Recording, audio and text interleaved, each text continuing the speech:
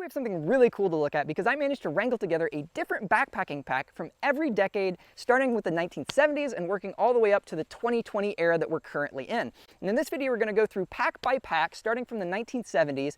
And as we go from one pack to the next, I'm going to be highlighting the different features and things that have changed so that we can see how backpacks have improved over time. And make sure you stick around to the end of the video because we're going to be taking a step back and comparing the 1970s model with the 2021 model we have at the very end so that we can see how things have actually changed and improved over the last 50 years. So I'm excited. I think this is going to be a really cool video. Let's jump into it with the 1970s pack right here. Our 70s pack is this Jansport internal frame backpack, and it's worth mentioning that it's internal frame because this is actually one of the very first internal frame backpacks that hit the market. And you can see the internal frame bars here sewn into the fabric inside the pack. And at the time this backpack was made, most of the backpacks out there were external frames. So they had those big metal bars, they were kind of heavy, unwieldy, and bulky, and that's actually the type of backpack I first started with when I was backpacking in my early days. And you might also notice that this is a Jansport brand pack, and if you've seen Jansport before, probably you will recognize it from more budget backpacks or even book bags. And it's interesting to mention that at the time this bag was made, Jansport, along with Kelty, was one of the leading innovators in the backpacking market at the time. And so it's just interesting to think about how Jansport has changed and evolved its brand over time. And when you look at the materials that this backpack is made out of, it's interesting to look at the fabric. This is one of the first things you'll notice. The fabric is kind of canvasy and thick, and it appears to be some sort of thick nylon or polyester material.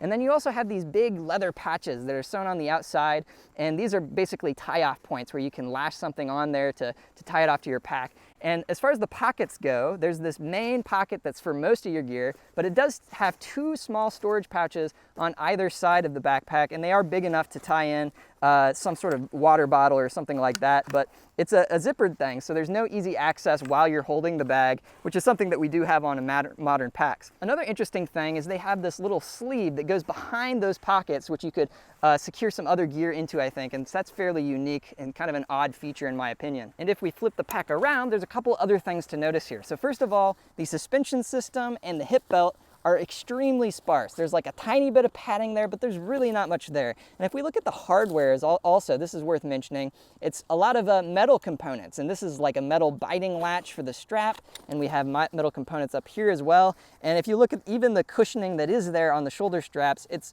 pretty sparse and not very sophisticated compared to what we have in modern packs today. So anyway, if you were backpacking in the 1970s and you wanted a good pack, this is about what you were looking at. This is our 1980s Gregory backpack here, and if you don't believe me it's from the 80s, just look at that patch. You can see the retro design there. That's definitely from the 80s. But anyway, there's a few similarities between this pack and the previous 70s pack that we saw, one of which is the material. So the material still seems to be kind of that canvasy-like thick polyester or nylon material. It does seem to be a little bit closer knit, but it is pretty similar stuff there. But there are some huge changes between the 70s model and this Gregory model here, one of which is the layout of the pockets. So it has a bottom pocket here. It also has a main body compartment here and the head or brain pocket up here, which is still the layout of pockets for a backpack of this size that's used with most backpacks today. And something that's really interesting about the Gregory brand at this time was it was pretty much the provider of premium sporting backpacks like this one. And one of the things that was unique about them, they had basically a marketing message, which was you don't carry a Gregory, you wear it. And so the idea was that you could get a Gregory backpack tailored to you, almost like a tailored suit, and you could go into the store and they had these removable aluminum poles here, which were part of the internal frame, that they had a wooden like device in the stores that they would use to shape these frames to contour perfectly to the shape of your back, basically. And so they would tailor the backpack really to the shape of your body, which I think is pretty cool. And one more thing that I'll mention before we get to the suspension system is you might notice all of these little metal clips here. There's 3 here, there's a few down here, and there's 4 here, a few down here, there's some on the sides. And these were actually for add-on accessory pockets. You could get a big add-on accessory pocket for the back and one for each side.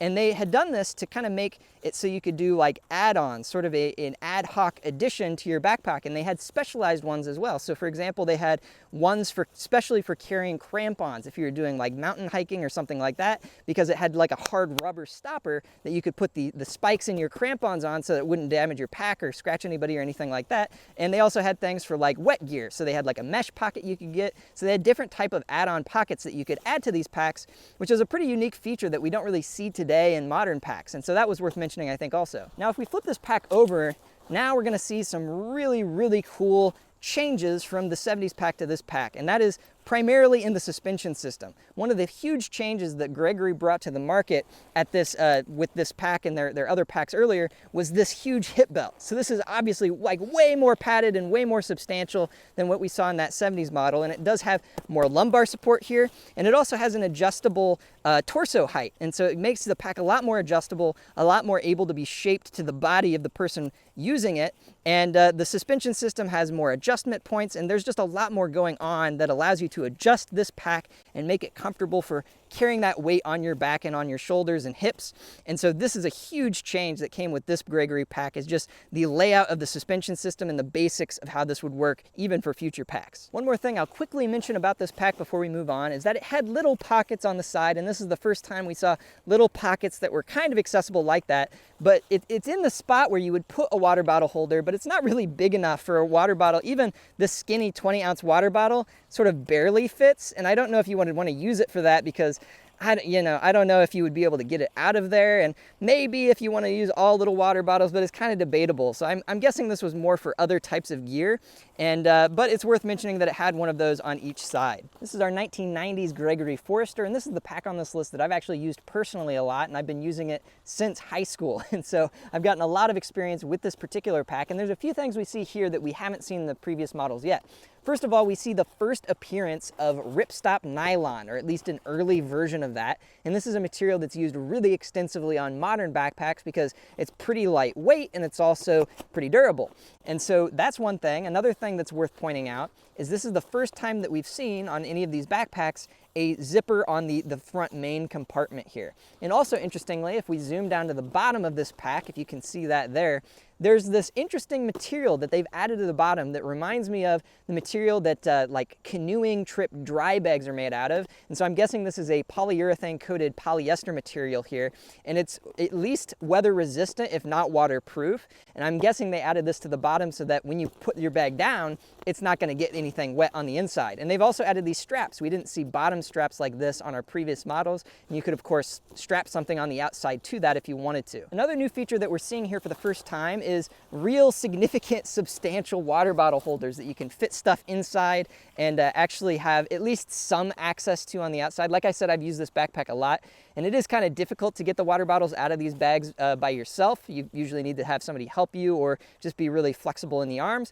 but you can do it, and I have gotten them in and out by myself. It should mention that these are pretty loose because I think they used to be elastic, but I think it's pretty much worn out, and so it doesn't really hold it in there very good anymore. And so usually I'll strap it down with this or use a carabiner to buckle it on so it doesn't fall off. But nevertheless, it does have nice big water bottle holders, and it's the first time we've seen that. Then if we look at the internal frame of this backpack, rather than having the two poles that our 80s model Gregory had, this has just one aluminum rod. This is basically very similar in shape and size to the previous rod, but there's only one of them. And instead of having just a leather latch there that you can unbuckle and pull it straight out, it actually has like a screwdriver thing right here, a screw, I should say. And so these are bolted in essentially, and you'd have to unscrew this to pull it out, which makes me think they might have stopped doing the tailoring of the shape of these metal rods around this time. I don't really know when that stopped, but I'm guessing it was sometime between the 80s and the early 2000s. Not sure exactly when. And one more feature I'll show you before we go to the suspension system is this guy right here. The brain pocket on this has actually a transparent see-through brain pocket. So when you flap this open, you can actually see what's inside there. And I think this is interesting. It's actually the only pack on this entire list that has this feature. Now let's look at the suspension system, and we're going to see a few things here as well. So this is the first pack on this list that actually has laterally pivoting. I don't know if you can see that, but there's a little mechanism that allows the shoulder straps to pivot laterally, and that's the first time we've seen that. Of course, there's some movement with the previous shoulder straps, but it's mostly just bending and flexing naturally, not like a real pivot system like this thing has. And also, you'll notice that the back padding is much more complete. So in the previous one, there was a lot of hip padding down here with the hip belt, but there wasn't really much going on here. So this is, I think, the first full complete back padding that we're seeing, and it's also the first attempt at having some air ventilation with these little channels that are here in the foam. And so there's not a lot of ventilation provided here, but it is sort of the first attempt at that. I think it's also worth pointing out that this is the first pack that we've seen so far that has a hip belt strap that tightens on both sides. Actually, the previous model, I didn't point this out, but it only had the ability to tighten the strap easily on one side, not both. It was a bit more difficult and more involved to tighten the straps on one of the sides, and this is the best tightening system that we've seen thus far. And this is our 2000s, or aughts if you will, Gregory Diva 60. And this pack has a couple of differences that you'll notice possibly right away when comparing it to the Gregory Forester from the 90s we saw.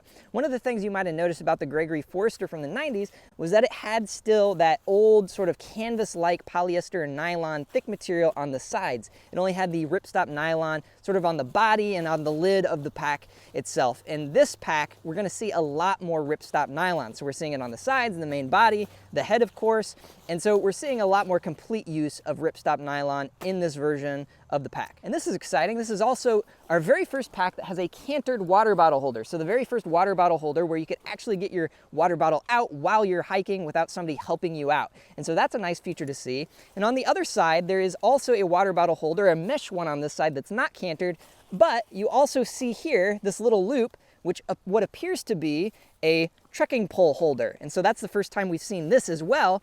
And when I was kind of testing this out, I saw this and I was trying to figure out where the top went. And I'm guessing that it goes right here on the side. And with a trekking pole holder, it's either going to be on the side or sometimes also on the closest shoulder strap.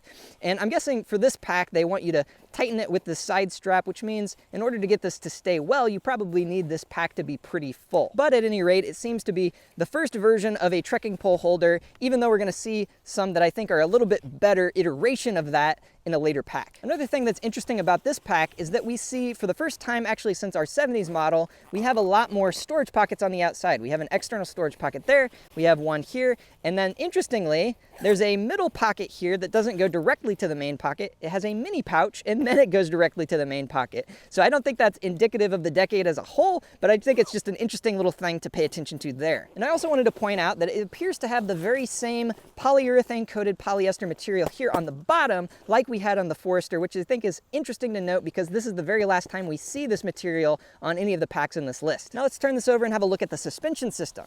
You might notice that the suspension system looks pretty similar in some ways to what we saw in the 90s model. It has the similar pivoting shoulder straps and a similar hip belt, but we see some significant improvements here in the ventilation. Notably, this is the first time we're seeing mesh paneling for the cushions here, and we also have a much bigger air channel to allow some air to flow behind your back. And then also you might be able to see here this lumbar pad area actually has like a rubberized grippy coating on the outer layer, and I'm guessing that serves two functions. Number one, I'm guessing it'll help hold that pad there on that area of your back, and also because it's a rubberized material, I'm also guessing that it will help to prevent some of your sweat, because this is held so closely to your back with these hip belts, from soaking into the foam that's underneath. So hopefully it will help you avoid having sort of a soggy cushion there behind your back, at least to some extent. And if you're enjoying this video so far, please do hit that like button for me. I really do appreciate that. It helps my channel out a ton, and it just takes a second for you to do it. So please take a moment, hit like. Thanks in advance. This is our 2010s Deuter backpack, and because now we're looking at Deuter, which is a different brand, we're of course going to have some different features than what you might have seen from a Gregory or an Osprey that was available at the same time as this pack. However, there are some new features and changes that we're seeing on this pack that we haven't seen in any of the previous models. So first of all, we have these cutaway, much lighter weight and smaller buckles. Another thing that we're seeing here for the first time is the use of bungee cords here for securing gear on the side of the pack. We have that here on this side and also on the other side there. And another feature that I really like that we're seeing here for the first time is this open mesh back pocket. And this is something that's still used on a lot of modern packs today, having this open but clippable pack. And I think this is really nice for stowing like a rain jacket or a sweater or something like that on the outside of your pack. And if we turn this pack around and look at the suspension system, we're gonna see a few more new features. So first of all, we have one of my all-time favorite small features, and that is the hip belt snack pocket, as I call it, because I usually stuff snacks in here. You could of course put something else, some other gear thing in there, but I primarily use them for storing snacks that I just eat along the trail. And this has it just on one side, but some other packs that were out in this time did have multiple packs, one on each side for those storage pouches. Another thing that I really like that started popping up, I think around this time, and that this pack has, are these easy adjust belt tighteners. And so I call them easy adjust. Different brands might call it different things. But basically, you may notice that the orientation of this buckle is actually the opposite of what it has been in previous packs. And what that does is while you're wearing this pack, it allows you to slightly loosen the pack just by kind of pulling this outwards. And that's a much easier action, a much easier motion than if it was oriented the other way. And so I think this is a really significant improvement in the straps for the hip belt. And this is the first time we've seen it. Another thing that we're seeing on this pack for the first time is actually a little outlet where you can feed a hose for a water reservoir. So you might be able to see that there. It has a little inlet on each side where from the inside of the pack you could feed the hose for a water reservoir out and onto your shoulder straps or just onto your shoulder itself. And so that's another new feature here. Here's our 2021 Gregory Diva. And in this pack we have a few really cool features that we haven't seen yet before. And so the first thing I'll point out is number one, we have a divided head compartment here, a brain compartment up top where there's actually a divider in between. And so you can use this to kind of organize and store things, which is pretty cool. And then on the inside, there's actually a third pocket on the brain of the backpack. And this has an included rain cover in it. So that comes with the pack. It's got a rain cover in there. And on a similar note, if we look inside the bag, there is a water reservoir holder, like a sleeve to hold a water reservoir here, but this actually comes out. And if you take it out, you'll see that it actually doubles as a little day pack. So this is really cool if you're going on a longer or extended backpacking trip and you need something small to go on a little side trip. For example, maybe you need to go get water that's a little bit away from your base camp. And so this is a really cool little extra feature to have a separated day pack like this that serves in the main pack as your water reservoir sleeve. And while we're here, I also want to point out that this, if we compare the frame of this to one of our older backpacks from Gregory, we'll see that the frame itself is just fundamentally different. We have a tube-shaped metal frame that kind of does a circular motion around the outside of the backpack until you get to the lumbar area where it kind of meets in the middle. And this is super different than, for example, the 80s version of the Gregory pack that we saw that had those two sort of straight bars that went down your back but were kind of contoured to the shape of your back.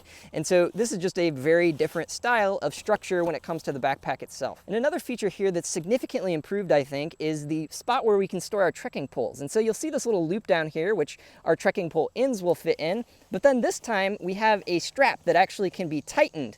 And so this is a bit different than what we've seen in the past, and it allows you to get a much more snug fit on something like trekking poles than what we've seen before. And then up here we have the shock cord, and again here we can actually tighten this so we get a really good fit for those trekking poles or whatever other gear you need to store in this location. And if we flip this pack over, we're going to see a bunch more really cool features in this model. So first of all, probably the first thing you're going to notice is this really extensive ventilation system here. So we have now multiple layers of cutouts with a mesh covering, and so we have a lot more airspace provided right here on the back of the backpack, which is really a big improvement over some of our earlier packs. It again has some rubberized material here at the lumbar area, and it actually also has a removable lumbar pad, so you can adjust the level of lumbar padding, which is the first time we've seen that. Now if we go down to the hip belt itself, we have a couple of features that we've not seen before. And so first of all, you might remember when we first started seeing a pivoting shoulder strap.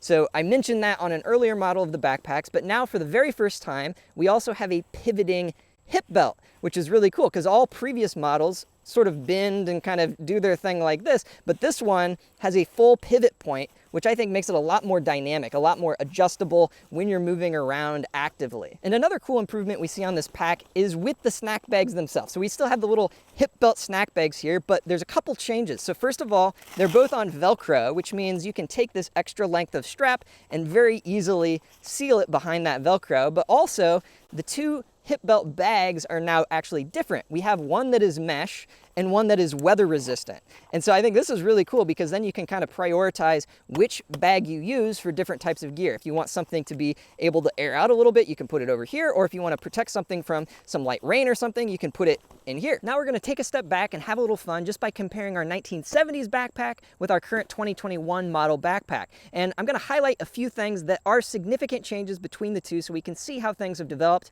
and changed over the last 50 years or so. So first of all, let's start with the padding in the back and the hip belt.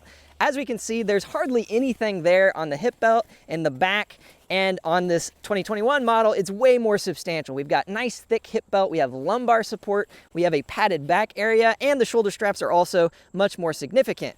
In addition, we have ventilation going on in this built-in padding, which didn't exist at all at this time. And on the hip belt as well, there's a lot more going on. So we have easier to adjust buckles, much more easier to adjust buckles on the 2021 model than the 1970s model, of course.